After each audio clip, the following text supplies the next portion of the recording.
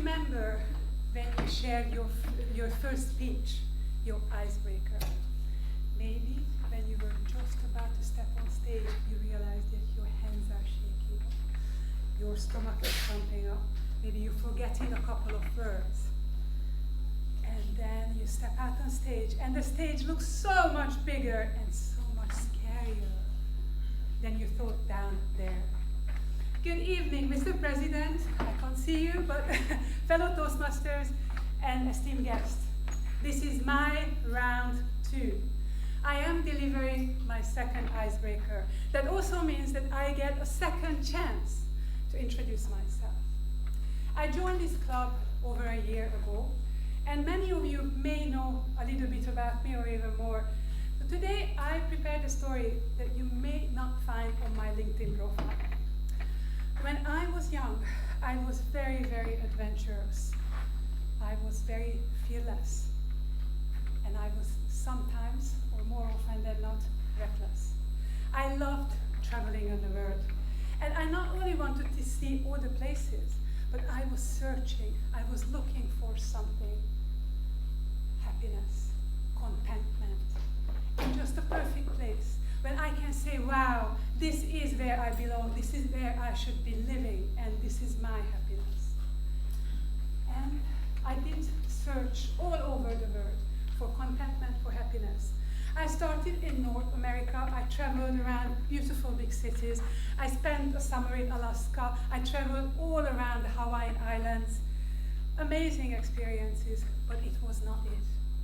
I went to Canada and experienced the autumn with the beautiful change of leaves. I loved it. I was impressed. I lived a year in Sydney, and it was amazing. I lived on Bondi Beach. It was wow, but it was not it. It was not my perfect place. And needless to say, in all this, my parents were really pretty pissed off with me. And they just wanted me to be at home, probably happily married, with a couple of kids, and not again think about living anywhere and travel around the world. But pretty much partly because of this, and also because I was not ready to give up my dream of finding that perfect place.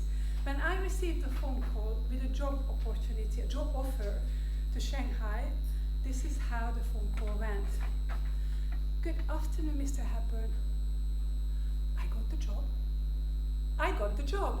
Thank you, I will be there. Mom, I got the job. I'm going to China. And I'm really embarrassed to say that after I hung up on the phone, I had to go and look it up on the map where Shanghai really was. This is really the truth. But in 2004, in July, I arrived to Shanghai, and it wasn't my perfect place. It was no close to perfect place. Shanghai was overwhelmingly noisy and busy and dusty. I didn't understand anything. I didn't know anyone, and I was genuinely overwhelmed.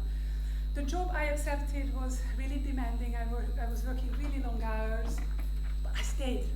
In many years, the first time, I decided to stick to it, and I stayed in Shanghai. Don't ask me why, I have no idea. Even today, I don't know. So it was hard, life was hard. I cannot really say it was easy, but slowly and gently, I learned some Mandarin, I made some friends, and my job became a bit easier. And then one day, I was looking out of the window at my work, and there was this really handsome, young, very blonde man waving at me. It was so exciting.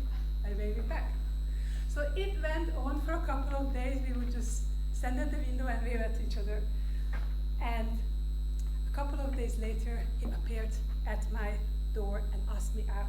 It was really like a Romeo and Juliet story, because even our companies didn't like each other. So that man asked me to marry him 3 years later. And then we had a child. And the next 12 years just went on, and we traveled, we raised our child, and I sort of stopped looking for happiness, not happiness, the perfect happiness, and I was just happy with everyday life.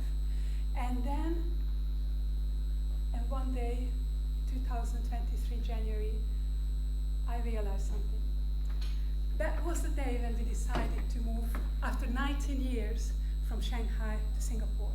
I was standing in my house and there were boxes everywhere. And I looked, as I walked around, I looked into one box. That was my daughter's school artwork. The next one, furniture, the carpets, the lights, the blankets. And I realized something. I had it all along.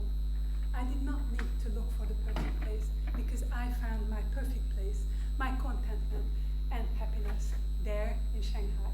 It's not the place where I expected to find it, but I did. And a couple of days later, when we were sitting on the plane, I looked over to my husband and my daughter, and I realized one more thing. It was never the place, it was the person. And this is my story, but it's a beautiful reminder for all of you that you have to look into the now. You have to live into the now and appreciate the people who are around you. Love them, because their love can make your world the perfect place. Thank you. Well done, well done.